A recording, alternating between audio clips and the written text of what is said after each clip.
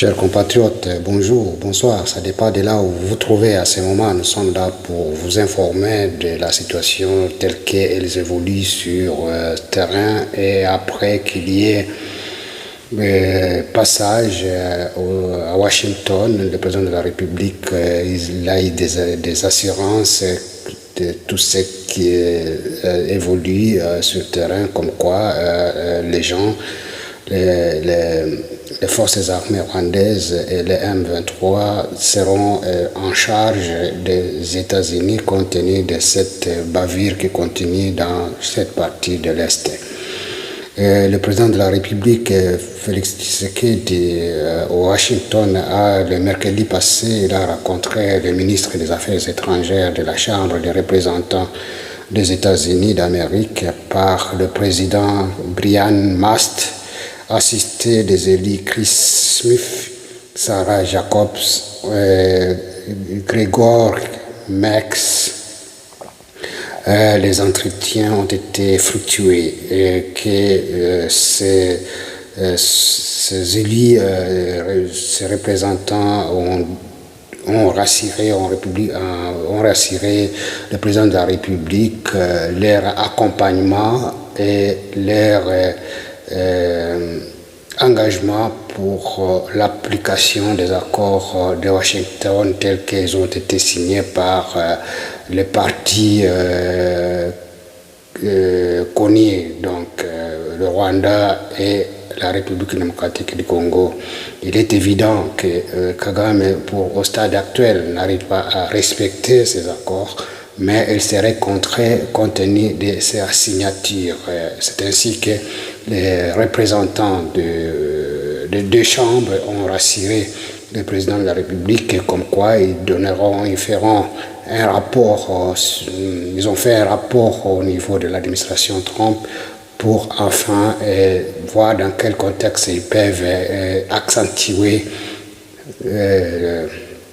les sanctions sur M23 et Kagame lui-même, afin qu'il puisse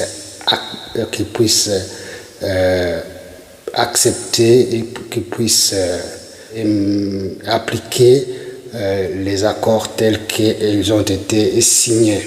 Il n'est pas évident qu'un homme continue à déstabiliser la République démocratique du Congo et pourtant il a déjà signé l'accord de pouvoir quitter afin que les Américains viennent s'installer avec leurs entreprises. Et le président de la République aussi, il a rencontré la Chambre de commerce. Il a dit que les Américains doivent faire un suivi constant afin qu'ils puissent travailler de commun accord avec les entreprises selon les accords qui ont été signés. Mais il revient à la République démocratique du Congo de pouvoir faire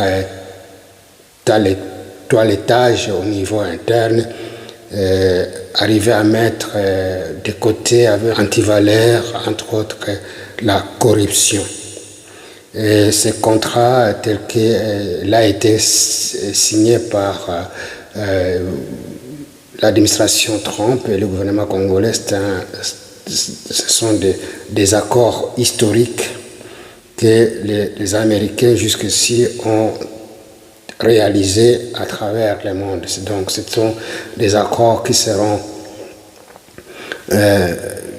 appliqués quelles que soient les dérives qui se passent à l'est de la République démocratique du Congo. Ce qui fait que l'administration Trump va s'y mettre au travail afin que ces hommes de Kagame puissent partir d'ici là. Et Christophe Smith, qui est de Chambre de représentants, il a rassuré comme quoi qu'ils ont donné un rapport au niveau de l'administration, ils sont en train de le suivre afin que ce rapport soit d'application et qu'il y ait des sanctions directes sur M23 et Kagame, puisque M23 continue toujours à tuer et à piller les ressources minières pour les amener au Rwanda. Donc, ils ne peuvent pas amener ces entreprises à l'est de la République tant que ces fléaux est encore sur place. Donc, ils vont s'y mettre, ils vont faire pression sur l'administration Trump pour que cela puisse se faire le plus tôt possible afin que les entreprises américaines viennent s'installer à l'est de la République démocratique du Congo et partout ailleurs chez nous au Congo. Chers compatriotes, je vous mettrai un passage qu'il a donné une interview à une dame qui s'appelle Ariana Mario. C'est une dame de grande valeur qui couvre les interviews de différentes personnalités au niveau de la chambre de la Maison Blanche.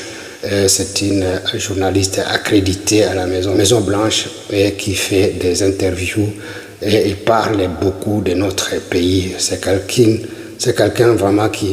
une dame vraiment qui fait un grand travail au profit des pays africains et du Congo en particulier. Donc, je vous mettrai à la fin, vous suivrez vous-même cette interview qu'il a donnée à M. Christophe Smith. Et je vous donnerai aussi l'intervention qu'il a donnée à M. Bolos. Il a donné aussi, c'était à une conférence de presse, cette dame il a posé une question au sujet du Soudan et de la République démocratique du Congo. Il a même signifié que ça faisait 2 semaines qu'il vient de visiter l'Est de la République démocratique du Congo et qu'il y a une situation très très dramatique au niveau de la population qui se sont déplacées au niveau de Bujumbura et de ses environs et qu'il y a une urgence qui s'impose et que cela nécessite une intervention rapide des hommes de bonne volonté. Chers compatriotes, donc nous allons suivre cette interview ensemble. Vous remarquerez qu'il y a des gens qui parlent de notre pays et qui méritent un encouragement de notre part. Chers compatriotes, nous avons suivi aussi que le président de la République il a rencontré les compatriotes aux États-Unis et leur donné l'avance que cette guerre il est au stade terminal, que cette guerre ne pourra plus encore exister compte tenu de l'avancée de Hibou sur terrain et de son agenda diplomatique qui continue à donner des fruits sur l'ensemble de ce qui se passe dans notre pays. Donc, chers compatriotes, eza likambo ya liseki te, donc ezosalema na ndenge esengeli mokonzi ya mboka azobuna na niveau ya diplomatie eke interlocuteur na ye bayokeli ye et que même le président de Trump, s'il y a quelque chose, il y a un problème, et qu'il l'appelle directement sans passer par des intermédiaires. Donc, c'est une assurance de plus que le président de la République vient d'avoir auprès de M. Trump, qui lui a donné son numéro propre. S'il y a un cas quelconque, donc il est capable de l'appeler directement et d'en discuter afin que le président des États-Unis puisse s'enquérir réellement de la réalité et de donner des injonctions à ses collaborateurs. C'est un atout. Certains diront que qu'est-ce que ça constitue? C'est un élément de plus. Ce n'est pas dit que tout le monde peut avoir son numéro direct. Ce n'est pas à donner à tout le monde. C'est un succès diplomatique que nous devons saluer. Par son comportement, c'est quelqu'un de brave, c'est quelqu'un qui a combattu beaucoup d'obstacles sur son chemin jusqu'à en arriver là où nous en sommes aujourd'hui. Donc, on connaît aussi que le président de la République vraiment a connu des situations très très très difficiles pour en arriver là où nous en sommes.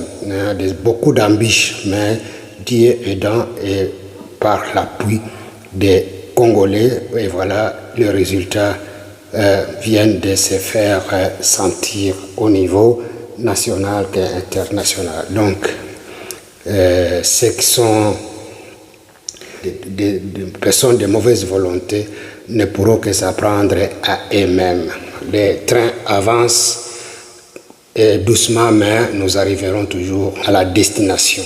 Et notre destination finale, c'est arracher la paix, quel que soit le temps qui passe, mais nous arriverons à arracher cette paix et la paix totale, donc l'intégrité territoriale et la réinstallation de l'autorité de l'État dans toutes les entités qui ont été occupées par nos ennemis. Chers compatriotes, nous avons suivi aussi que M. Hippolyte Kanambe, cette journée à Calais, dans certaines entités, entre autres Chiza, il est en train de mettre ces machines pour l'exploitation des minerais, de l'or, ainsi de suite. Mais ils arrivent avec sa femme Lembe à convaincre certaines personnes de libérer leurs entités pour une somme de $200. Vraiment, c'est déplorable que cet homme continue toujours à faire du mal à notre population. Nous demandons à tous ceux qui le voient qu'ils puissent communiquer aux autorités compétentes afin que ces dernières puissent s'en occuper. Chers compatriotes, il est temps, et nous avons suivi aussi au niveau de Minembwe, les hiboux et notre forces armées congolaises ainsi que les Wazalendo viennent de rentrer ils sont dans le Minembwe centre, donc ils viennent d'occuper tout Minembwe maintenant là. Et tous les forces du mal, entre autres les raids de Tabara et les Twirwaneho et M23 RDF, on les a mis dans une difficulté telle qu'ils ont perdu beaucoup de leurs, plus de 500 RDF qui ont été tués. Ils ont vu des corps juchés par-ci par-là à travers dans les plateaux, dans le haut plateau du Fizi jusqu'à Minembwe. Chers compatriotes, c'est ça. Donc Kagame, s'il n'arrive pas à comprendre qu'il est temps qu'il puisse ramener ces gens, il aura que des yeux pour pleurer quand tous ces jeunes pourront laisser leur peau à l'est de la République démocratique du Congo pour le profit d'une seule personne.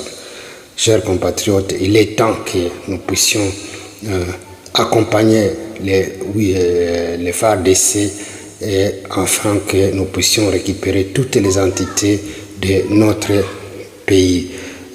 Tous ceux qui traînent encore le pied, nous sommes là pour les aider à comprendre tous afin que nous puissions accompagner le chef de l'État et les institutions afin que nous puissions ramener la paix chez nous en République démocratique du Congo et que la force du mal ne trouve plus un ici quelconque pour revenir encore. Nous devons démanteler tous ces ennemis, qui sont dans les M23 et qui sont des hommes politiques aussi, et qui ne veulent pas comprendre que c'est d'abord le Congo et le reste par après. Et concernant les dialogues, chers compatriotes, il y a des gens qui continuent toujours à forcer que le président de la République puisse accepter le dialogue. Le dialogue tel qu'il a été conçu par Senko a été dépourvu de son existence. Même si certaines personnes se réunissent à Bruxelles, certains politiciens se sont réunis à Bruxelles pour toujours réclamer le dialogue. Je crois qu'ils doivent comprendre une fois pour toutes que les éléments constitutifs de ce dialogue ne tiennent plus et que nous savons tous que les dialogues ne pourra jamais ramener la paix à l'est de la République. Et nous savons que nous sommes seulement que dans cette insécurité, et cette insécurité qui a été amenée par l'ennemi qui est le Rwanda. Tant que le Rwanda est encore en République démocratique du Congo, il ne pourra jamais y avoir un dialogue, quel que soit le prix. Le chef de l'État a compris, il a donné son message clair à l'opposition, c'est à l'opposition de comprendre que ce n'est pas le moment de se réunir pour dialoguer, puisque le cahier de charge est totalement vide. Tant que le Congo est sous l'emprise de l'ennemi. Il y a le docteur Mukwege, il a compris, il a dit que tant qu'il y a l'occupation, tant qu'il y a la guerre chez nous, tant qu'il y a l'insécurité, tant qu'il y a le M23 et l'armée rwandaise sur le sol congolais, tant qu'il n'y aura pas encore prise de notre intégrité territoriale et la réinstallation de l'autorité de l'État dans toutes les parties occupées par l'ennemi, le dialogue n'a pas le sens d'être là. Revient à l'opposition de comprendre que cela ne se fera jamais tant que l'ennemi est encore sur notre territoire. Et nous avons appris que le président de la République a rencontré M. Fayulu. Fayulu lui a demandé s'il peut encore revenir et à convoquer un dialogue et en faisant d'une façon ou d'une autre à faire assister la CENCO. Donc, si nous analysons cette demande, nous comprendrons que M. Fayulu n'a jamais compris. Que la CENCO n'a pas la crédibilité de convoquer ou bien de réunir les gens sous un dialogue quelconque. Il n'a même pas ni la légitimité, ni le mandat constitutionnel. Mais arriver à lui confier cela, c'est arriver à se dépouiller, le gouvernement arriver à se dépouiller de ses prérogatives constitutionnelles et les confier à une tierce personne comme la CENCO. Et nous savons que la CENCO n'a pas la crédibilité, n'est pas franc avec le peuple congolais. Pourquoi encore lui confier une telle mission s'il n'y a pas un agenda caché de M. Fayulu? Fayulu doit nous expliquer quelle est la logique constitutionnelle qui peut donner mandat à CENCO de pouvoir convoquer un tel dialogue. Chers compatriotes, vous trouverez qu'il y a des gens de l'opposition qui n'arrivent pas à se consentir et voir. L'opposition doit se faire à l'interne. Si l'opposition n'arrive pas à s'organiser, à réveiller la population, à leur dire voilà, le gouvernement n'arrive pas à faire telle ou telle chose, n'arrive pas à cela, et que la population voie de près que cela vraiment est vrai, c'est à ce moment-là que la population peut les accompagner. Si réellement ils n'arrivent pas à donner une matière quelconque à la population afin de les accompagner dans leur raisonnement, donc il n'y a pas une opposition sur laquelle le peuple congolais peut encore compter. Donc ils peuvent que s'en prendre à eux-mêmes et le train ne fait qu'avancer. Demandons au président de la République de ne pas céder à ce chantage qui n'a pas de soubassement. Le peuple n'est pas dupe au stade actuel et nous ne pouvons pas accompagner ce type de personnes. Nous avons appris aussi que la CPI vient d'activer sa machine. Suivez, chers compatriotes, Ariana. Prochaine question pour l'Ariana. Nous allons passer le micro de ce côté.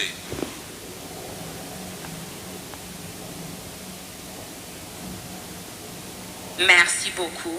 Tout d'abord, je voudrais remercier tout le monde de s'intéresser enfin au Soudan. La première fois que j'ai vu l'image d'une mère soudanaise tuée avec ses 3 enfants, je me suis précipitée à la Maison-Blanche pour essayer de demander au président Trump s'il était au courant des atrocités qui se déroulent au Soudan.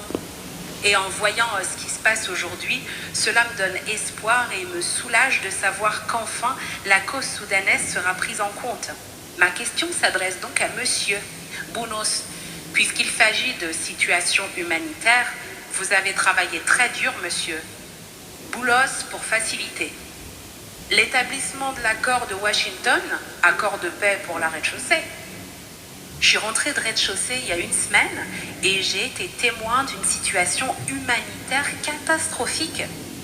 Et juste après, comme nous le savons tous, la signature de l'accord de paix de Washington. Je précise ici, rez-de-chaussée, c'est la République démocratique du Congo. C'est une aberration de traduction intelligente. Catastrophique en cours en rez-de-chaussée. La République démocratique du Congo. Dans votre plan d'aide humanitaire pour le Soudan, vous envisagez également de prendre en compte la situation humanitaire qui se déroule en rez-de-chaussée? Et d'après votre expérience de ce qui s'est passé dans la situation rez-de-chaussée Rwanda, quelles leçons en tirez-vous que vous pourriez appliquer au Soudan? Parce que vous travaillez aussi pour la paix, n'est-ce pas? Pour vous assurer que la question de la responsabilité soit prise en compte lorsque vous œuvrez pour la paix. Parce que nous savons tous que l'accord de Washington est en train de s'effondrer, parce que le Rwanda viole l'accord. Et vous étiez dans le bureau ovale avec moi quand j'ai demandé au président Trump s'il y aurait des conséquences si l'une des parties violait l'accord. Pouvez-vous aussi aborder ce point? Que va-t-il se passer ensuite? Parce qu'à chaque fois que les gens résolvent un conflit, s'il n'y a pas de responsabilité, la crise humanitaire continue de perdurer. Voilà donc ma question. Merci beaucoup. Merci. Oui, je me souviens de ce jour-là et de la question. En fait, vous savez que le président Trump vous apprécie beaucoup et apprécie vos questions et suggestions, car vous proposez toujours des idées qu'il apprécie. Nous travaillons quotidiennement à la résolution de ce conflit. Je suis sûr que Tom a quelque chose à dire sur l'aspect humanitaire, mais nous sommes profondément préoccupés par la situation humanitaire dans l'est de la rez-de-chaussée. Et vous savez qu'en novembre dernier, nos partenaires français ont organisé une conférence très réussie, au cours de laquelle environ 2 milliards de dollars, je crois, ont été récoltés pour l'est de la rez-de-chaussée. Si je ne me trompe pas, soit 1,5 milliard, soit 2 milliards. Et combien? Ah, la France est toujours là? Super, 2,5. D'accord, donc c'était 2 milliards d'euros à l'époque. Oui, nous sommes profondément inquiets. Et concernant les accords de Washington, je suis sûr que vous avez pris connaissance de nos déclarations. Vous avez vu une partie du travail que nous avons effectué ces dernières semaines, nous y travaillons quotidiennement. Vous avez sans doute suivi toute l'audition qui s'est tenue au Congrès américain. Vous avez également vu que j'ai, de mon côté, rédigé un compte-rendu détaillé de la situation aux membres du sous-comité Afrique. Nous travaillons là-dessus au quotidien. Rien qu'hier, nous avons eu plusieurs réunions avec une délégation de haut niveau de la rez-de-chaussée et le président Tshisekedi est en visite à Washington. Il doit probablement arriver... Aujourd'hui. À l'heure où nous parlons, il est sans doute en train d'atterrir et nous allons le rencontrer. Je crois que le secrétaire Rubio va également le rencontrer et je sais qu'il a plusieurs rendez-vous prévus à son agenda, donc nous avons hâte de le voir. Concernant Evera, bien sûr, les États-Unis n'apprécient pas du tout ce qui s'est passé. Cela s'est produit quelques jours seulement après la signature ici, dans ce bâtiment. Et nous avons réagi immédiatement. Et vous avez vu qu'il y a eu depuis un retrait de Juvera. Maintenant, on peut dire qu'il reste encore certains points à traiter, bien sûr. Mais on travaille là-dessus. Nous avons donc obtenu au moins ce retrait préliminaire de la ville de Juveira quelques jours après l'incident. David Uvira, Et nous travaillons désormais en étroite collaboration avec la rez-de-chaussée et le Rwanda. la République démocratique Vous du avez Congo, peut-être aussi vu RDC. qu'il y a eu un petit succès hier, ou du moins un pas dans la bonne direction hier au Qatar. N'oublions pas le processus de Doha qui est extrêmement important. Donc hier, il y a eu une annonce au Qatar concernant un certain niveau de progrès réalisé entre le gouvernement de la rez-de-chaussée et le M23. Dans le cadre du mécanisme de cessez-le-feu, et nous remercions vraiment nos amis et partenaires qataris qui travaillent sans relâche depuis un an sur ce dossier. Et ce mécanisme de cessez-le-feu est très important. Ils ont également travaillé sur d'autres mécanismes. Il y a plusieurs autres mécanismes qui concernent les deux pays. Donc il ne s'agit pas seulement du gouvernement de la rez-de-chaussée et du M23, ce qui s'est passé ces derniers jours à Doha, mais aussi des mécanismes qui gèrent les aspects concernant le Rwanda et la rez-de-chaussée, qui ont également lieu cette semaine. Alors soyons patients. Nous savons que la signature ici a été le tremplin du processus. Nous savons que la paix est un processus et que cela va prendre du temps. Nous allons rencontrer des obstacles ici et là. Des problèmes surgiront de temps en temps, mais nous devons rester engagés et nous le sommes absolument. Le président Trump est engagé. Il a assisté à la signature de cet accord de paix. Il a signé en tant que témoin et il est engagé. Les deux présidents se sont engagés. Et nous avons un immense soutien africain, européen et international. Donc nous devons nous assurer de continuer à travailler dans cette direction et poursuivre le processus de mise en œuvre qui prendra un certain temps. Tête Tom. Juste brièvement, pour compléter cela, et la complémentarité est exactement le bon mot ici. Les deux premiers appels que j'ai passés ce matin, l'un était en fait à nos amis qataris, à propos de ce processus et des moyens par lesquels nous travaillons sur la diplomatie humanitaire autour d'Avra, en essayant de rouvrir l'aéroport de Goma, ce qui est tellement crucial, fournisseur de l'effort humanitaire. Le deuxième appel, d'ailleurs, était bien sûr avec mon supérieur, avec le secrétaire général, car il supervise personnellement ce travail sur le mécanisme pour le Soudan et suit ce dossier de très très près et directement. Donc la rez-de-chaussée est vraiment haut de notre liste. Les besoins sont immenses. Des dizaines de millions de personnes ont besoin d'aide en ce moment. Le Soudan reçoit aujourd'hui une attention très bienvenue et un soutien apprécié. La rez-de-chaussée fait partie de ces crises qui ont tendance à toujours passer au second plan. Et c'est l'un de nos appels de fonds les moins importants. La réunion de Paris était donc bien sûr importante, mais il est réjouissant de constater que dans cette première allocation que nous avons annoncée avec Jérémy Lewin le 29 décembre, la rez-de-chaussée figure parmi les pays prioritaires pour ce nouveau programme américain. Meeting, please. Very good meeting. Can you share more? Well, it was a very frank and I think fruitful exchange about next steps to make sure that the bloodletting by M23 stops. Because they still in DRC. I just came 2 weeks ago. You did, yeah. Yeah. And I visit the refugee camps, the humanitarian crisis. Crisis? Yeah, No, so and it was very good that the president and the head of the parliament and of course the ambassador, the whole crew, they want the peace treaty to work. But it can't work when you got M23 not only killing, but all the fleecing of minerals. And also the violation of the agreement. Yes, I know. The African people were very confident at this time because the United States is... But it's not over. It's not over. We have part 2 of the hearing next week. We are pressing the administration to really sanction the Gaddafi leaders, maybe even Gaddafi himself. I mean, we can't do a half a loaf and just do a little bit. It's like, stop it. You've signed your name to this agreement. Stop the bloodshed. Thank you very much. Next week we have an interview. Oh, good. Yes. Thank you. I thought I was late for this meeting. It turns out we were so... No, it's okay. Thank you. I just returned from DRC. Are you coming? I visit 2 refugee camps. I saw the humanitarian crisis going on, and what calls my attention is the hope that the African people are losing because of the violation of the agreement. They were very confident that because the United States is mediating, finally peace will come to DRC. But what can you share about the meeting? I will tell you that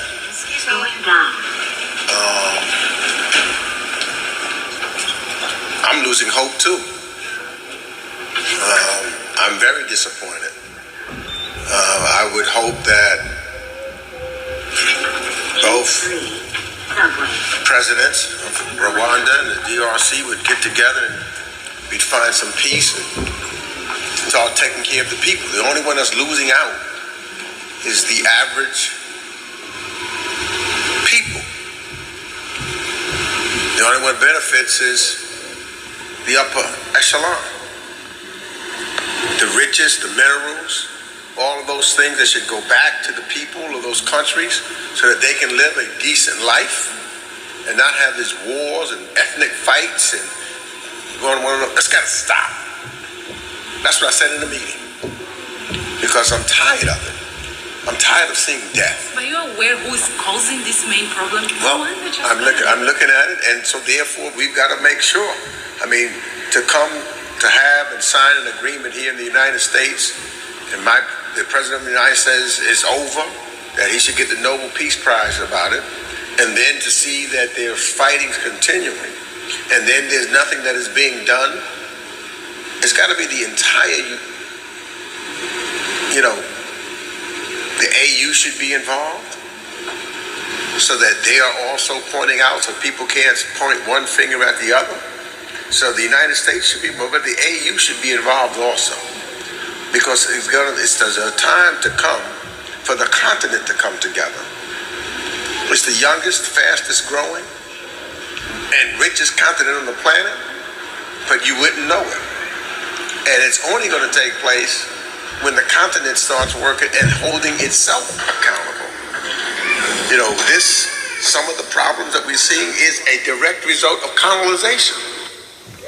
Chers compatriotes, vous avez suivi vous-même Smith Christophe, ce qu'il a dit, comme quoi il a répondu à la question d'Ariana Vera, que tout est mis sur la table et ils mettront la pression sur l'administration Trump afin qu'il y ait des sanctions sur M23 et aussi sur Kagame. Et vous savez que le M23 continue à tuer à l'est de la République démocratique du Congo et à piller des ressources pour amener au Rwanda. Et cela ne permettra pas à ce que les investisseurs américains puissent venir. Donc il faut faire le gouvernement Trump tant que témoin de l'accord qui a été signé l'accord de paix qui a été signé entre les deux partis, c'est-à-dire le président Tshisekedi et le président Kagame. Ce dernier ne respecte pas, donc il sera contraint de respecter ses engagements, faute de quoi ces sanctions vont se suivre. Donc aussi un élu américain, il a collaboré dans le même sens suite à la question qui lui a été posée par Madame Ariana. Donc, chers compatriotes, vous suivez que Kagame ne lâche pas et que tout ce qu'il est en train de faire chez nous en République démocratique du Congo ne restera pas impuni. Donc tous ces massacres, tout ce qui a été ce bavure à travers ces supplétifs vont répondre. Merci chers compatriotes et je vous remercie comme toujours. Merci.